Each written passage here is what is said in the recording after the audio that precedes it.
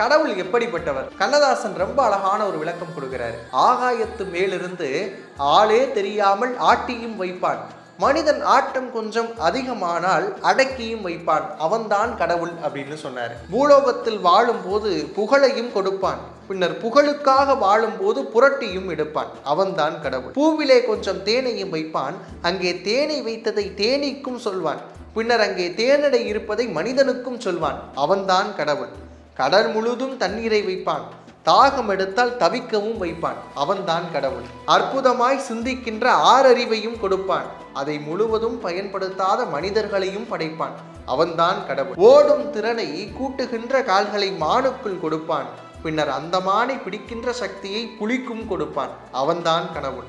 தன்னை வெளியில் தேடினால் விளையாட்டு காட்டுவான், உள்ளத்தின் உள்ளே தேடினால் ஓடி வந்து நிற்பான், அவன்தான் கடவுள் அப்படின்னு முடிச்சாரு.